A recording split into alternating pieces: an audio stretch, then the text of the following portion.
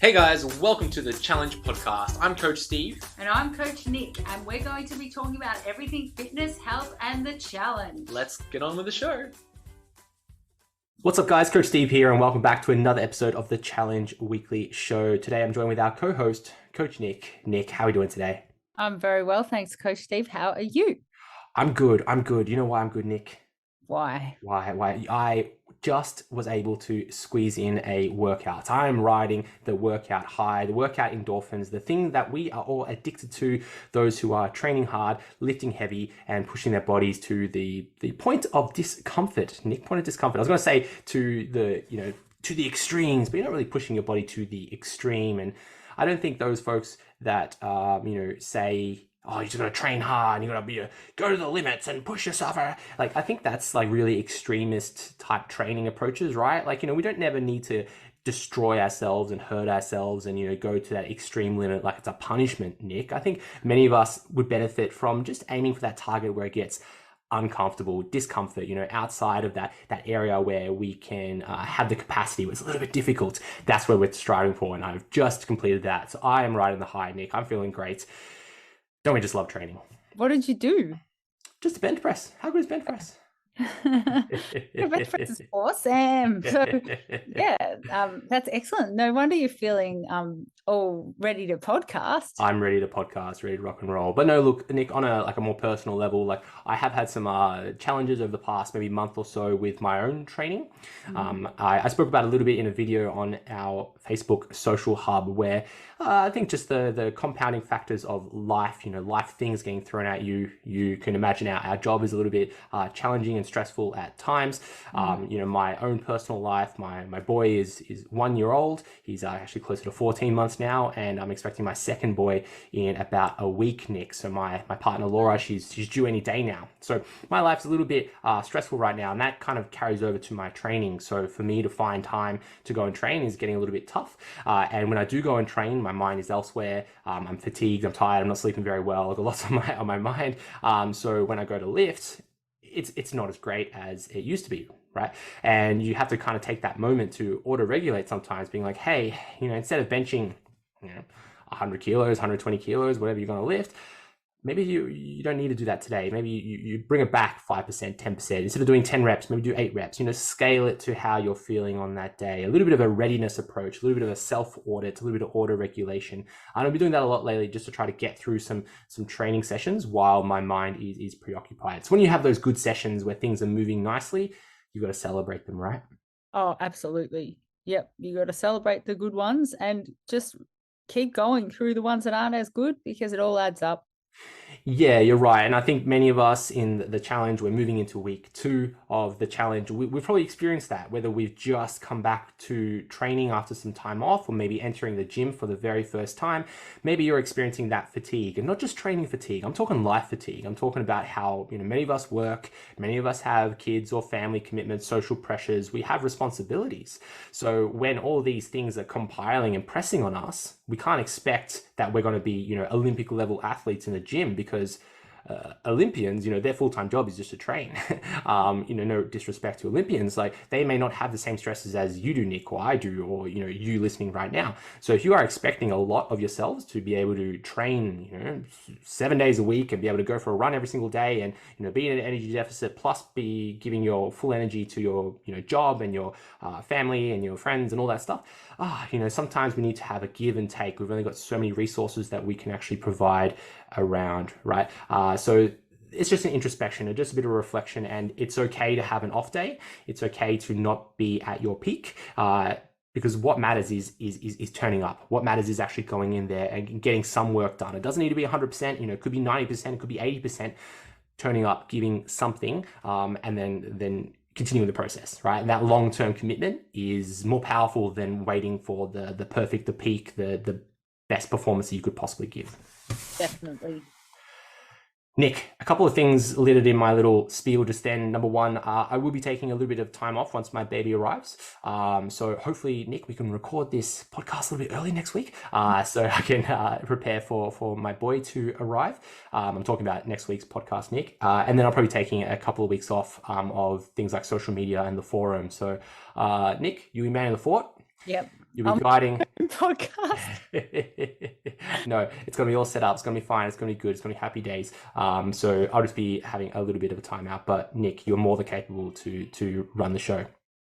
Yes, it will be fine. It'll be fine. The next thing littered in there was that we do have to announce a small apology or medium-sized apology, where in the first week of the challenge, we experienced some unforeseen server issues where thousands of you were joining the M Challenge app, trying to utilize all the features in our M Challenge app, which overloaded our servers. And from that, it was like a snowball effect of different errors through creating nutrition plans, creating shopping lists, creating training plans, saving plans, uploading photos. All those things were bottlenecked into our server, and it led to a range of errors and a rapid increase in the response time of the M Challenge app. Now, in saying that, it took just a couple of days, 2 days, for our developers to launch a new update and drastically increase the speed of the M Challenge app and resolve a range of errors that were presented in the M Challenge app. Okay, so if you are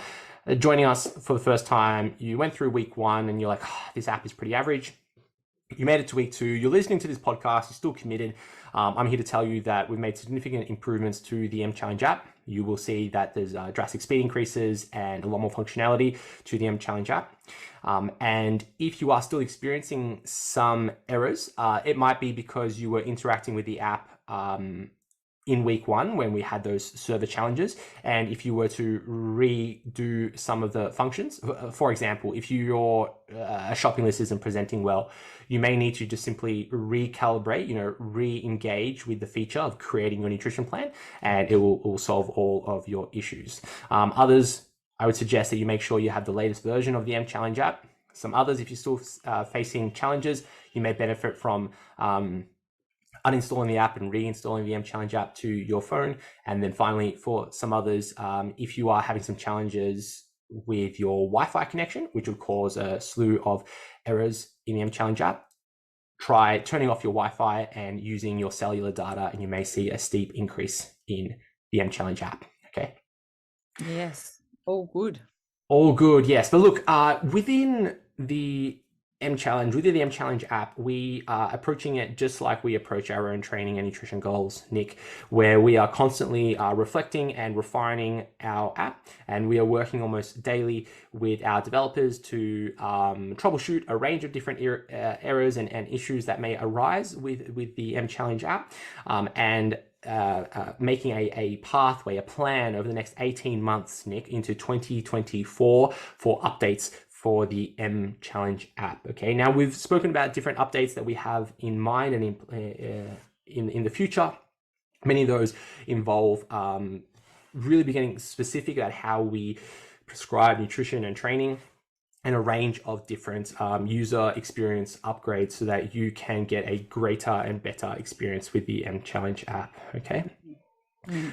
But just like how we would expect you to take on our coaching advice, we are more and always open to listening to advice and feedback. So if you have any suggestions about how we can improve the M Challenge app, or any feedback, which many of you have provided for us already, which has shaped the future of the M Challenge app, please reach out to us on places like the forum. We're happy to have a conversation. You can start a conversation on our Facebook social hub, where you can join in the community where we're talking about different features that we're working on.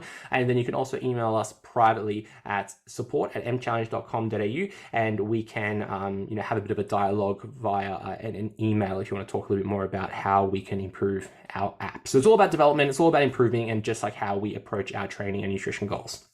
Yes, many avenues to communicate with us as well, and we monitor everything, so we're all over everything. Sometimes we're all over it. A message to one thing, it's me, and then the next one is me too. No, it's so good. It's so good, Nick. No, I love chatting with challengers, and I love helping to troubleshoot not only their experience with the M Challenge app, but their experience with their fitness journey, where often we can provide advice, but that's not the answer.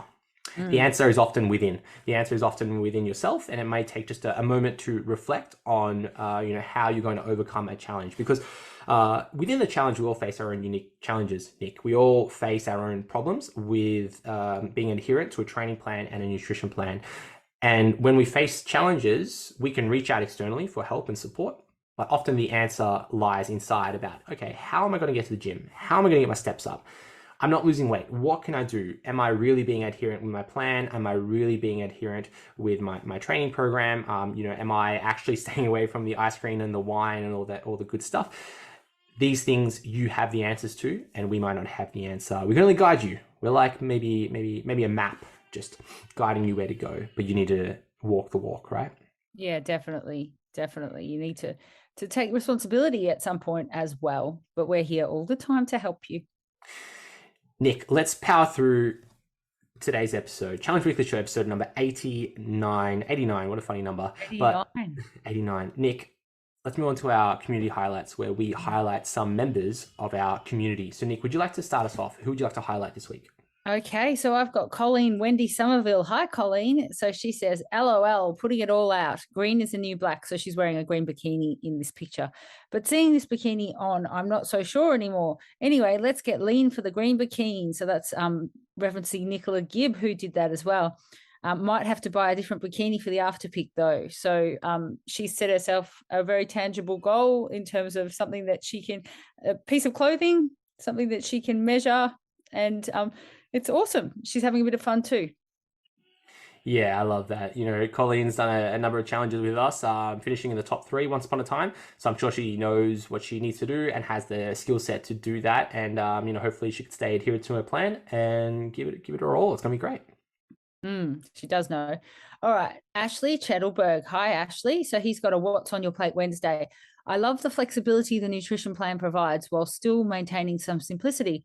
Steak, mushrooms, pasta, salad, avocado, zucchini, fritter, and a drizzle of sriracha.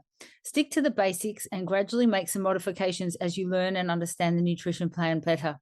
The new episode of the Challenge podcast, that was last week's, with our great coaches, speaks about the building blocks of nutrition. Check it out, everybody. So yeah, you guys can go back and check that out. And I like it. Ashley's pretty much summed up everything that I'd like to say. Thank you, Ashley. Yeah, Ashley's a little bit of a wizard with his meal plans lately. Really leaning on that building block idea where we're gathering different blocks, some protein, some energy, some fruits and vegetables. And then you can skin it any way you like, and often leads to some really great food creations. So great job, Ashley. And then I've got another one here. I've got Nada George, or it could be Nada, but I think it's Nada. Nada George. Hi, Nada. How are you? So she's got asparagus scrambled eggs on sandwich thin. So everyone in the challenge loves their sandwich thins. Chicken and salad wrap, Mission low carb wraps and extra salad, bolognese with edamame pasta and a sprinkle of low fat cheese.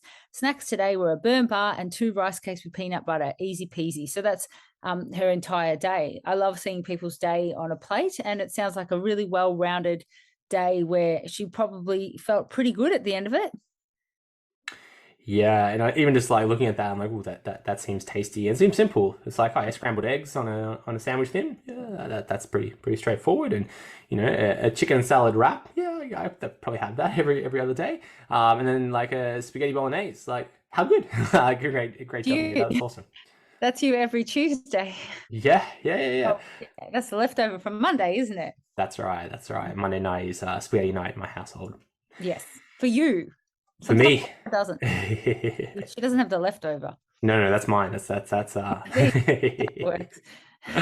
Nick, I'd like to highlight a few people this week. The first one goes out to Lisa Willis, and Lisa writes, sometimes you just have to keep it basic to get the food in. Don't feel like you have to make every meal fancy. I'm on a different journey to most on this page. I'm bulking. I've found that keeping things simple is the best way to hit my macros. Don't overcomplicate it.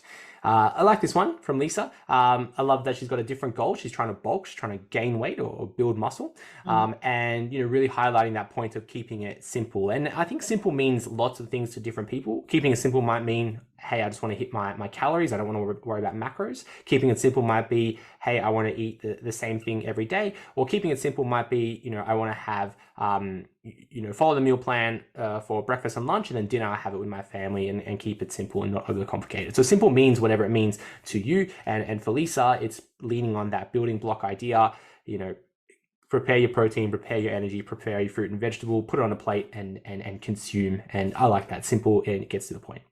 I dare all the other people that are lurking in the shadows that are trying to put on muscle and are eating in a surplus to come out and be on the page and share with us your journey as well.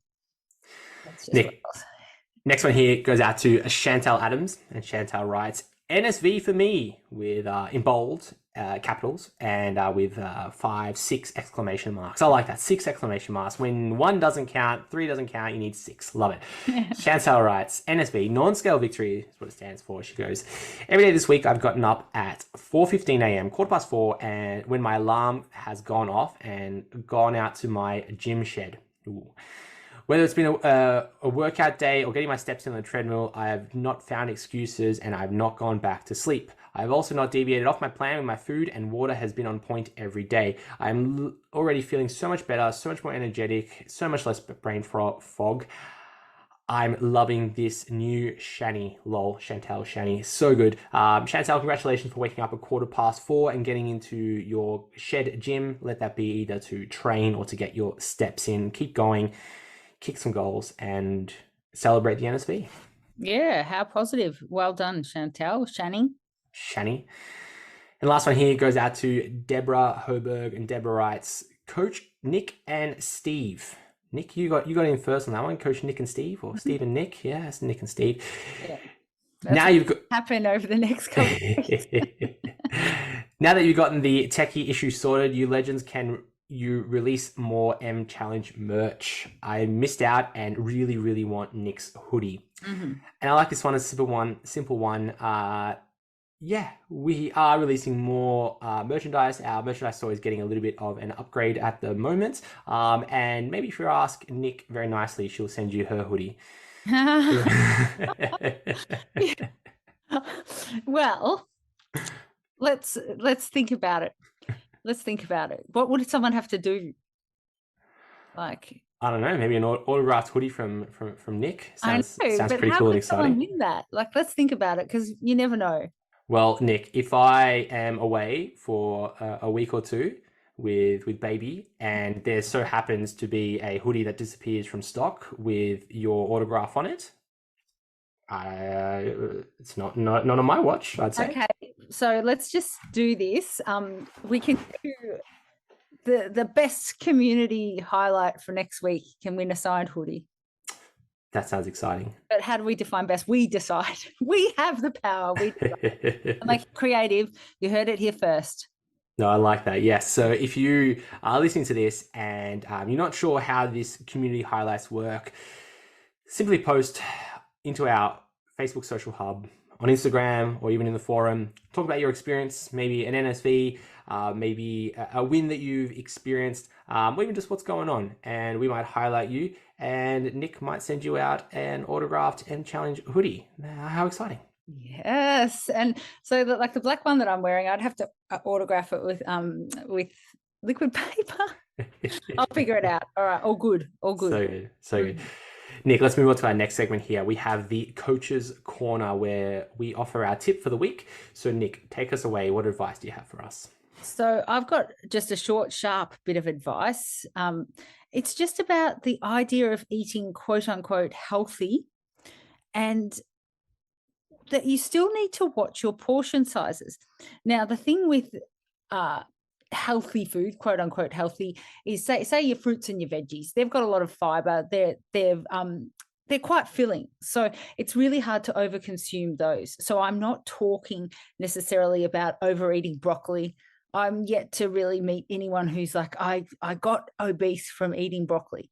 I don't, I haven't YouTubed it, so I could be wrong, but I just don't think that that's the case. I'm talking more about these interesting foods that people go, oh, I'm being healthy. So perhaps you've gone from having, McDonald's every morning on the way to work to having, a couple of handfuls of nuts or a couple of boxes of nuts. And you're like, this is so good. It's so good for me. It feels so good. It's amazing. Or, you pop peanut butter on a piece of toast and you think, oh, this is good. This is better than a muffin at a cafe. Now, the thing is, the serving sizes of these things need to be really, really watched, because they've got a lot of fat in them, and fat has 9 calories per gram. So you know how we always go on about carbs and carbs being so scary and carbs being so bad? Carbs have 4 calories per gram, and so does protein. So if you think about it, we've just got to watch when we're in a calorie deficit or dieting or whatever you want to say, restricting energy a little bit, those foods like your peanut butter, your nuts, your avocado. So if you think of a serving of peanut butter, I think you've said this before, Steve, and I think I have too. Like it is, I mean, I'm holding up a tiny little circle of my finger and thumb. Like it's not really that big. And that little tiny portion, which is probably a teaspoon, even that's probably about 100 to 120 calories. So if you think about it, you could easily be eating 600 calories and not realizing it. So it's just those hidden things. Also with the meats, somebody sent me something and was saying that these portion sizes are okay. Now, quote unquote, okay, once again, it depends. But in general, if you don't want to weigh, or you go, what's going on with, raw, cooked, blah, blah, blah, the size of your palm, just your palm, not your whole hand, is a portion of meat pretty much. So have a think about that as well. Also, there are different cuts of meat. So just because bacon is a meat doesn't mean it's necessarily the nutritious sort of type of meat that we might want to eat on a regular basis to make sure that we're full and feel good. So I just want everybody to be aware, because as soon as that ticks with you, avocado is another one. As soon as it ticks over with you and you go, wait a minute, I was eating a full avocado thinking that it was all okay, and it is okay. But the thing is, if you want to just make sure that your calories are where they need to be, you sort of do need to make sure you're tracking the portion sizes of things that are very healthy, divine, beautiful foods, but need to be tracked accurately. I could easily eat a jar of peanut butter right now. Let's talk about my leptin and ghrelin right this second. No thanks. After dieting for so long, I could go to the peanut butter right now, Coach Steve. I could eat it while we're talking, a whole lot, and not even have that as a snack. Yeah. No, I think you really highlighted a key thing in 2 parts. One would be the idea of healthy, because I think there's lots of foods out there that are marketed as healthy. Coles and Woolworths had their own aisle of, quote, healthy food. And just to comment on some of the requests that we have been receiving for foods to be added to the database, many of those foods are, quote, healthy foods, which, I don't know how they get, throw the label healthy on them.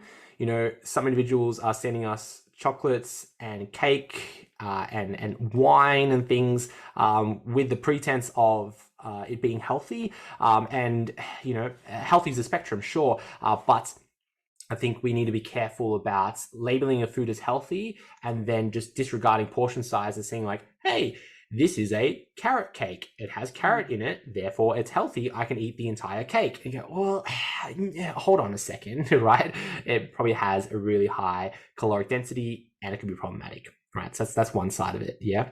Mm. The other side of it is that idea of portion control. And Nick, you've watched Seinfeld in the past, right? Yes.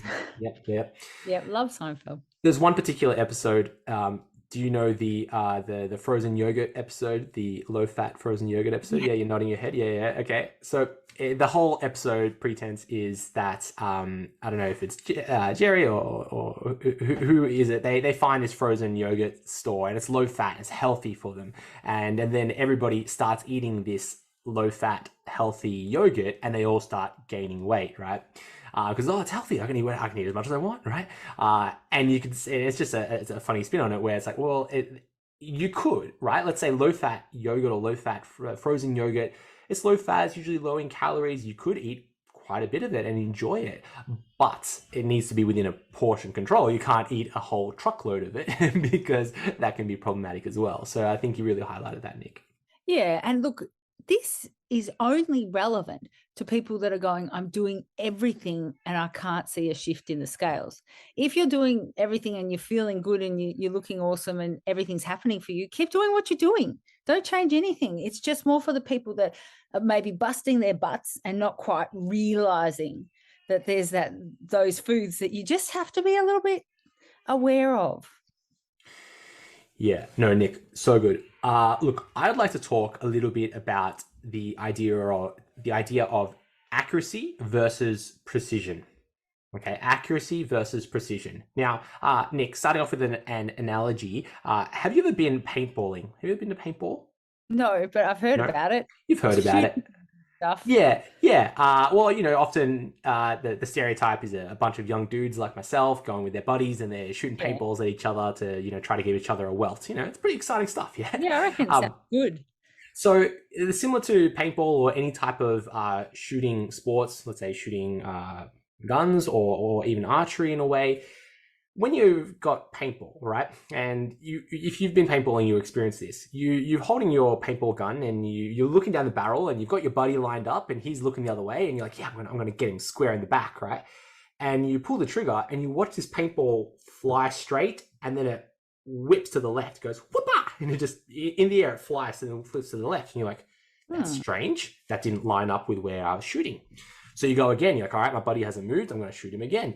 You shoot. You watch the paintball go straight, and then it flicks to the left, and you find out that this paintball has like a curve to the left. So what do? You adjust for that error in the gun, right? It might not be calibrated properly, or might have a bit of dirt in there, whatever it is. So you just turn the paintball gun a little bit to the right, and then you shoot, and you watch the paintball go straight, turn to the left, and then hit your buddy right in the back. Okay. So what this is suggesting is that the paintball may have a very low accuracy because where you're aiming for it, it doesn't hit the mark, but it's precise. You could consistently see it curve to the left, you readjust, and then you're able to hit the mark. Okay. And then another similar analogy would be something like a dartboard. If you're familiar with a dartboard, there's like the outer ring, the inner ring, then the bullseye in the middle. Imagine if you've got like your dart, you're throwing it, and you keep missing the bullseye, but you landed in that like middle circle, yeah? So you've got some accuracy, you're kind of hitting that middle circle, but it's not precise, it's not straight shot every time. Now, this type of analogy versus accuracy versus precision is very similar to how we should be approaching our nutrition, okay? Here's the deal. We can never. It's very unlikely to be highly accurate and precise with our nutrition, okay? There are just a range of variables that can interfere with how we consume the foods that we eat and how we digest it and absorb that food, okay? For example, you might eat the exact same thing every day at the exact same time, maybe sourced from the same types of location at the same season. It's sitting in the warehouse at the exact same time, and let's say you're eating chicken. The chicken is grown and fed the exact same way. Let's say all those things are exactly the same, which I've highlighted a few variables already with nutrition. Then how you prepare that food is going to vary.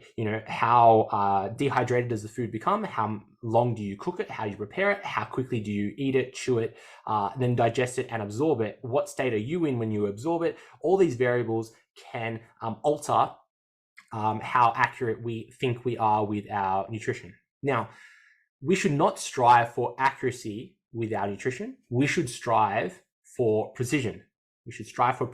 Now, an example of this would be the idea of cooked food versus raw food when we're weighing our food. And I'm here to tell you that it doesn't matter actually how you measure your food, if you measure it raw or cooked, okay? As long as you are consistently doing that. Now, think of that idea as raw versus cooked in weighing your food. It can, that's two different numbers, 50 grams of rice versus 100 grams of rice, cooked versus uncooked. That's exactly the same as your paintball gun shooting to the left. Because if you are consistently weighing your food, let's say cooked, and you are incorrect, but you are consistently incorrect, so your accuracy is wrong, but you are precise, consistently precise, then you are consistently applying a stimulus to your body, and then you can manage that stimulus. So for example, if you consistently incorrectly measure your calorie intake by, let's say, 200 calories, you are consistently incorrect by 200 calories. So you might think that you're consuming 2,000 calories, but really you're consuming 2,200 calories. That doesn't matter too much, because what you can do is just simply track your body weight changes. Are you losing weight? Yes or no? Yes, you are. Great, keep going. Doesn't matter if you're 2,000, 2,200, as long as you're consistently eating that number, what you think you are eating. Yeah. Then if you're not losing weight, you go, okay, Well, I think I'm eating 2,000 calories. Little asterisk, you're really eating 2,200 calories. All right. What if I reduce my portion sizes by 10%, right? Where you, instead of eating 100 grams of cooked or uncooked rice, you now eat 90 grams of cooked or uncooked rice. So you think you are consuming 2,000 calories, you reduce it by 10%. So now you think you're eating 1,800 calories. Really, you're consuming, 2,200 minus 10%. So maybe you're now consuming 2,000 calories. But the point is, you are consistently incorrect. But that's what's important, because you are precise about that. And then over time, no biggie. You reach the goal that you're trying to reach. Okay. So for some of you out there that are really concerned about, let's say, how many grams you are eating, should I be eating 90 grams or 86 grams or 100 grams? It doesn't matter. As long as you're consistently consuming that number, that's all that matters. If you think, what brand of bread should I get? Hey, it's bread. It might vary by like 10 calories depending on what brand you get. What probably has a more significant effect on the bread is if you toast it, or if you put it in the oven, or if you make it into a jaffle or a toasted sandwich, or if you eat it just straight. Like, those things probably change how many calories are in the food more than what brand you buy. So whatever approach you take, whether you decide to have Coles brand or Woolworths brand bread, or I don't know the bread names, whatever brand you decide to consume, it doesn't matter too much as long as you're consistently consuming that brand. So if you're sitting there thinking, well, Steve, I've got analysis paralysis because my favorite brand of bread isn't on the food database, what am I meant to do? Don't worry. Just consume the bread that you want to consume. Be precise with it. Be consistent with it. Treat it like that paintball gun that's constantly flicking to the left. If you just consistently have that, you can realign your precision and then eventually hit your target and go, okay, well, I'm eating this bread. I'm not too sure how many calories I'm eating. I'm losing weight. Great. I keep going. I'm not losing weight. Okay, just reduce the portions down slightly. And then you can strategically affect the outcome, which is weight loss or weight gain. Okay, so main takeaway, accuracy versus precision. Accuracy doesn't matter too much because it's near impossible. We want to be precise of what we're doing, consistently being actioning what we're trying to do. And that is helpful when we are consuming similar foods over and over again, so we can be more and more precise. Precisely, consistently incorrect. I think I'll get you a t-shirt that says that. You would like that. And also, one time in the podcast, we could talk about you. I don't think we will, but have you heard about how for refrigerating cooked pasta changes the molecular structure of it? Yes, I have.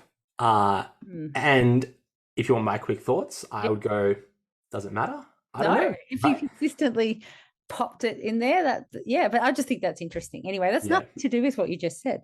No.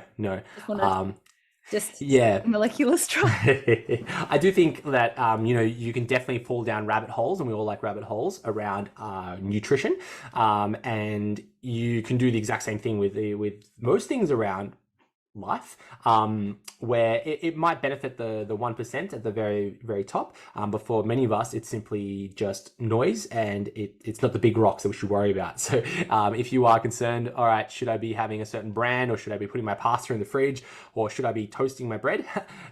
Like, that's all just noise in the bigger thing, right? You're about to step on stage if you're doing that. Like, you're really just you can tell us what to do.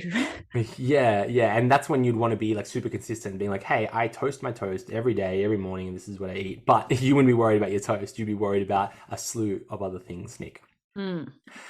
Look, let's move on to our question and answer segment, where we answer some questions from our community. So Nick, first question here comes from Taylor. And Taylor writes, I absolutely trust the team and have put this amazing program together. But I do have one thing I would like to understand.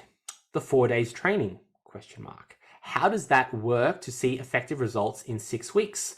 I love that it's concise, and I just want to understand, as I've always been 5 days with a HIIT session.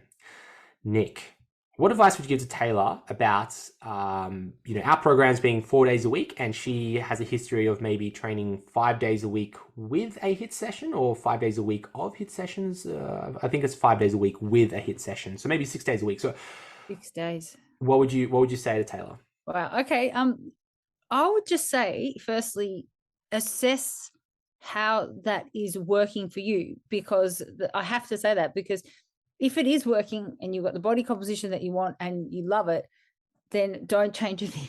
That's what, once again, just what I'll say, because you've come, I think, because you are after something. So this is where I'd say it depends. It depends. It doesn't really, I don't think, it's not, 4 is not the magic number. 6 is not the magic number. I think it's really to do with your program structure. So that's where we're pretty good, because it's important to have enough volume per body part to get, enough stimulus to actually make that change. So say a HIIT class, unless it's progressive, the buzzword is progressive, but unless, it's something that you can monitor, that is not really going to do anything necessarily for muscle growth. So that's completely different. So we're talking here about, I guess, body composition. So Coach Steve, you really write these programs. So I'm sure you like a bit of muscle growth. You've structured it so there's enough volume to get that happening. So I think it's really important to make sure that you're training at the correct intensity. I don't think that 4 days versus 5 days is going to break the bank. I mean, perhaps when I first started, I used to think more time in the gym was what would help. But I think as I've gotten a little bit more, maybe just wiser, maybe older, probably a combination of the two, I've realized that it's also about just making sure that you train intelligently and that it's structured. So because our programs are, I can say that I would trust the 4 days a week.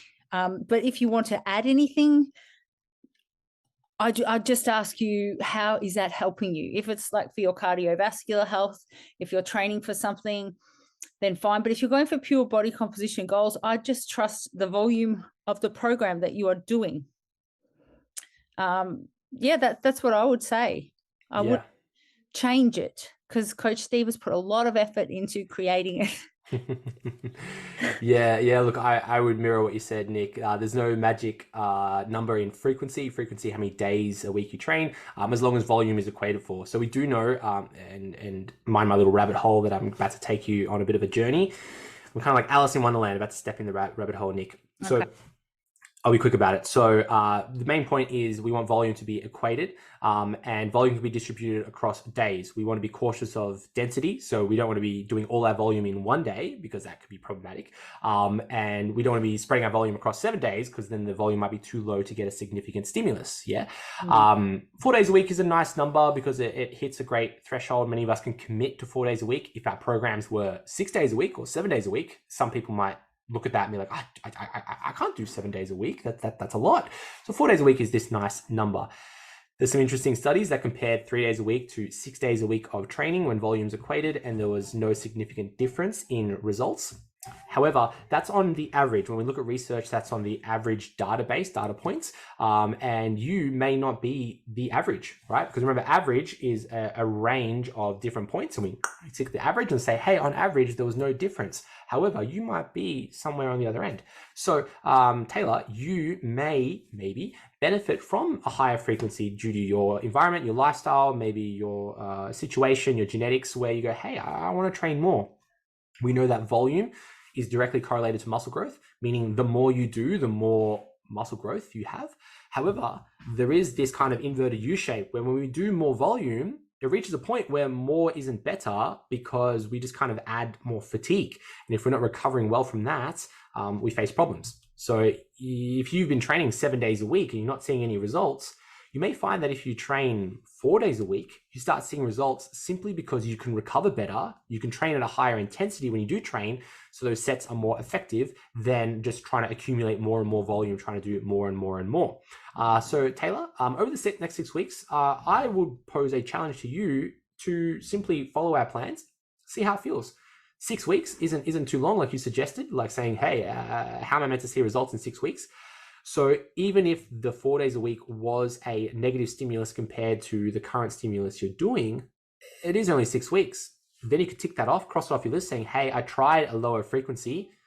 it simply wasn't good. Or you might try the lower frequency and going, oh, geez, I feel great. And I can train harder, more intensely, and I just feel good and I enjoy it more rather than trying to commit to 5 days plus a HIIT session 6 days a week. So coming out of that rabbit hole, the main takeaway is it depends, like you said, Nick. And, you could add more if you really wanted to, but you just probably worth reflecting on what am I trying to achieve by adding more? Could you train a little bit harder in your current sessions where you don't need to just constantly add more volume? Yeah, it's the universal one. Like if I ever, even if I put something up in the Facebook group, people will say, but I train every day. And that's fine. It's okay. It really, like, nobody's got the answer. Maybe when we all die, that'll be like the answer in heaven. It'll be like, this is the correct amount of times to train, and here's the gym. No, so good. Really knows. We can only kind of go off scientific data and personal experience and other stuff like that. Nick, next one here goes out to Ken, and Ken writes, hey, admin guys and gals. Do the workouts progressively get harder? I know it's only been 2 days, but I finished the workouts. Although hard, I feel like I haven't done enough. Are we supposed to throw in cardio every day as well? Maybe I've just been over training for a long time. Just a question, not in a disrespectful way. No disrespect, Ken. That's totally fine. Fair question. And you are not the first person to ask that type of question, okay? Similar answer to what we've suggested to Taylor is that you choose the intensity. And I'm sure that if I took Nick through a training session, I could have Nick have a really intense and crazy leg workout with just one exercise and one set of that exercise, right? Yes. I'm sure. Can you please do that? I'm sure I could put Nick in like a hack squat Yes. and push her to absolute failure on one set with a great range of motion and have her walking like a baby gazelle being born as she exits the hack squat, right? That'd be awesome. So you choose the intensity, Ken.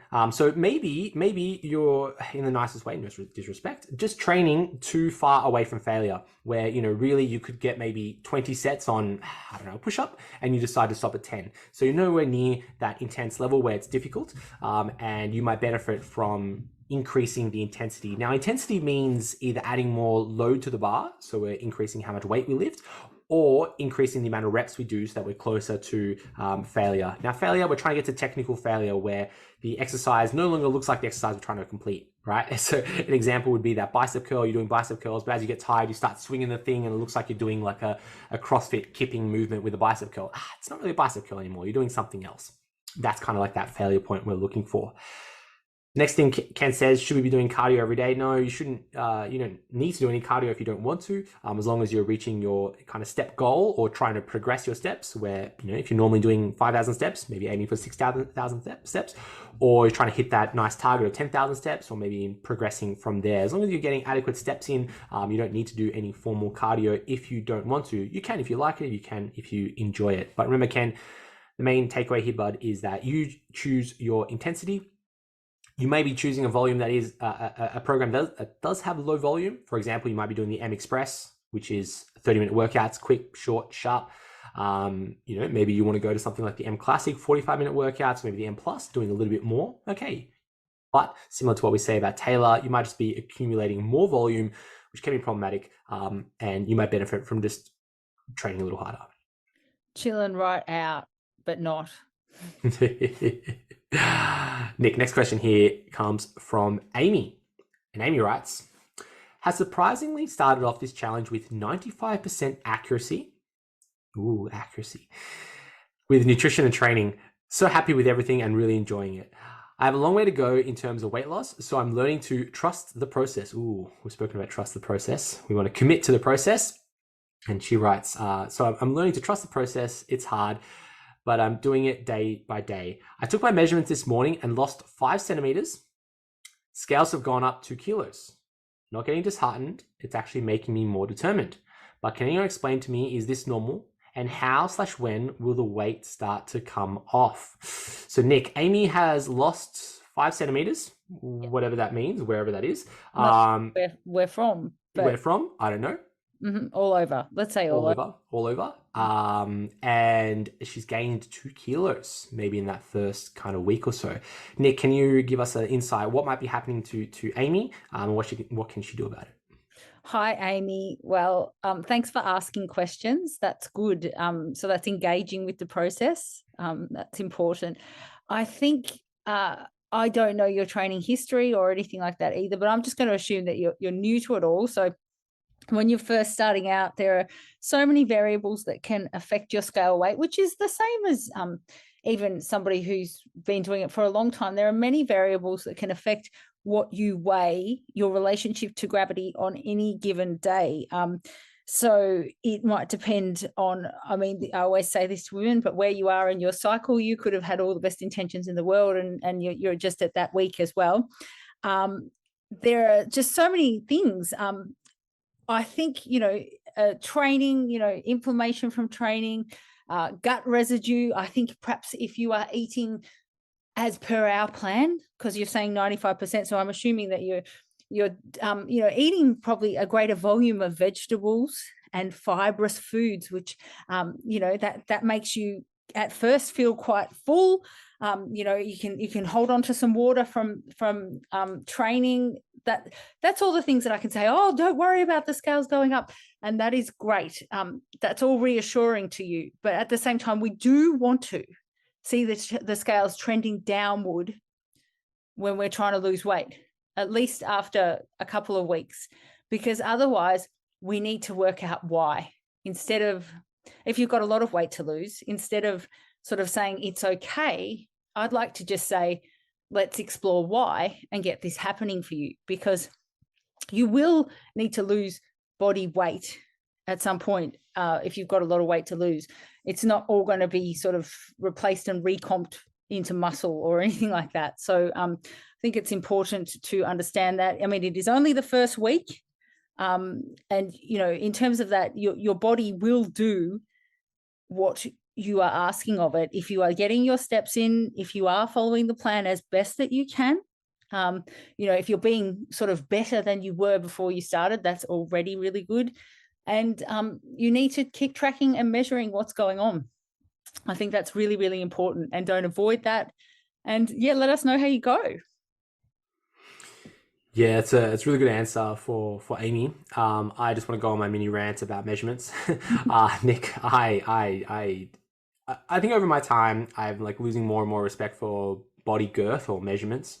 And it's just my own provocative, Nick. Like if I put a tape measure around my chest, if I breathe in and breathe out, like that's, 2 very different numbers. If I went and just trained my chest when I did bench press, I've got a chest pump, my chest is bigger. Or if I trained my back yesterday, my lats are bigger. So if I'm trying to measure my chest, there's a lot more variables in my measurement. Do I have clothes on? Do I not have clothes on? Is my tape measure straight? Am I doing it? Is someone else doing it for me? These variables are greater than the scale weight, where you've suggested it, Nick, where the 2 biggest factors for scale weight changes are gut residue, which is how much food is still in our digestive system. Maybe you need to go to the toilet, right? Or number 2, fluid retention. And there's a whole range of different things can affect fluid retention. The big one, like you said, Nick, which is, hormonal cycles, but it could be sleep quality, inflammation, how much water you're drinking. Are you eating carbs? Are you eating salt? Are you taking creatine? Like these things can drastically change our body weight from day to day. And it's better to measure your weekly average than just a day. I could wake up tomorrow, Nick, you could wake up tomorrow and, we're up or down 2 kilos and like, oh, that's interesting. But when we measure our weekly average, we go, oh, well, on average, my weight hasn't changed. Or on average, my weight is going down this week or going up this week according to my goal. And I think that's what's important to remember here. So Amy, it can be very normal. We often say I call it the invisible 2 weeks, where we should ignore the first 2 weeks of a diet or training protocol, because our scale weight can vary a lot because we're new to these things. Once we kind of get through that invisible first 2 weeks, then we can start making changes to make sure that our scale weight is moving in the direction that we want it to. Yeah, good one. I like it. Nick, final question here comes from Melody. Melody singing a song. Melody writes, is it better to do the reps suggested on the training program at a lighter weight, or go a bit heavier and maybe do less reps? I know there are positives for both, but curious what others think. I'm pretty sure the answer would be to follow the program and do the reps, but I had to ask anyhow. Smiley face, Melody, smiley face. All right, won't go too deep into this rabbit hole.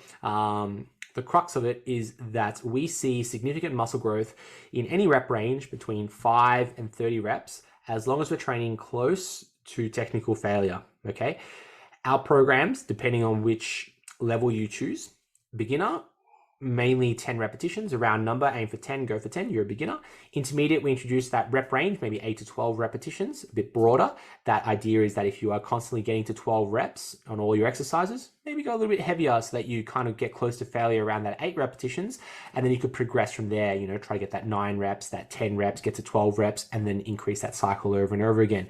Advanced programs, you see a larger rep range, maybe 5 to 10 reps or 10 to 20 reps, a bigger rep range for those who have a better intuitive connection to their body. They're advanced. And different exercises have different rep ranges. So your program might be like a 5 to 10, 10 to 20, 20 to 30, something like that. More advanced, more things kind of going on, okay? So should you go a bit heavier or a bit lighter? Well, you know, going from someone who's advanced, doing like 5 reps and 10 reps might be the difference of like 5% or maybe 10% of the scale of the weight on the bar. So like, let's say if I'm bench pressing today, I might be able to do, you know, 120 kilos for 5 reps, or I can do like 115 kilos for 10 reps. You know, the difference there is maybe like 5% or so. And that is a very big range in reps. So, you know, going lighter versus heavier is often a very small number on the bar, okay? I think for many of us, it doesn't matter too much if we choose to go kind of like what we perceive as lighter or what we perceive as heavier, as long as we're getting close to technical failure, where the muscle is at a point of exhaustion. You know, we've got tension in that muscle. You feel a bit of a pump, you feel a bit of that burn, and we're aiming for that rep range, okay? Now, in saying that, you can always like break the rep range. A good example is push-ups. Maybe you're a relatively strong beginner. You do 10 push-ups and you're like, that was pretty easy. All right, don't stop at 10, you know, keep going a little bit further, where you might go to 20, 25, 30 reps, and you might be like, oh yeah, I can bust these push-ups out. That's fine, no dramas, you know, break the rep range. That's just a prescription for the masses. You may benefit from just stepping outside of there. And if something like a push-up is suggested on your plan, yeah, instead of stopping at 10, you could do 30 push-ups, go to 30, keep going, you know. If you are able to do more than 30, you know, you can bust out 40, 50 push-ups. Great, you're awesome, you're stronger than me. But number 2, you may benefit from adding more resistance, maybe getting into a gym, doing a bench press, a dumbbell, chest press, something like that, or adding load to your push-up, like, you know, resistance band around your back while you're doing push-ups, or maybe adding some load to your back while you're doing push-ups if you're choosing to train at home. But Nick, I digress. For many of us, rep ranges is just a tool, and, you know, we still need to train at intensity. Regardless if we choose to use what we perceive as light weights or heavy weights, it still needs to be difficult and challenging training. Yes, I can't wait to be just doing under 5 reps. Oh yeah, that's when the fun happens, right? Isn't it just? Yes. Well, there's something exciting about like just getting yourself ready, just doing like 3, maybe 5 reps, and then you're done within like a minute, and you're like, yeah. That's great. You feel better than anything else, in my opinion. Yeah. But yes. Yeah, I've just introduced a little bit more powerlifting training to my program. Scaled the volume down. So I'm doing 3 exercises a day, Nick. Mm-hmm. Very similar to the Dad Bod Destroyer, almost identical program. But I'm just doing a shorter reps. So instead of doing maybe that 5 to 10 reps, I'll be doing like 3 to 5 reps, so a little bit shorter. And I've just introduced kettlebells back into my training, and have you ever played around with kettlebells? I love kettlebells. Yeah. I think they're great, and I think down the track we should design a kettlebell. M kettle. See, the only problem is that kettlebells are not really a great stimulus for building muscle, right? Great for like building strength or building power. So, you know, like the kettlebell swing really mimics like a deadlift. So if you can be more, have maybe a bit more endurance, a bit more power with the kettlebell swing, that translates nicely over to like a deadlift. But if you're trying to build your glutes, the kettlebell swing probably isn't a good idea to build that muscle, you know? So it's just kind of being specific about what we're trying to do. Like for me, I'm trying to build some strength, trying to compete powerlifting. So my approach to training might be a little bit different to how we prescribe in the challenge where we're building muscle. That's totally fine. If you enjoy kettlebells, get around it. And maybe you'll see an M bell or maybe an M kettlebell program in the future. We'll see how it goes. Cool. Nick, let's wrap up there for episode number 89 of the Challenge Weekly Show. If you enjoyed that episode, let us know. And we'll catch you next week for episode number 90. We might record the episode just a little bit earlier, just as I prepare for my boy, but it'll probably be released at the same time next week. We'll see you then. See you. Thanks for tuning in, guys. If you like the show, share it with a friend. Or leave us a review on iTunes to spread the good word. See you next time.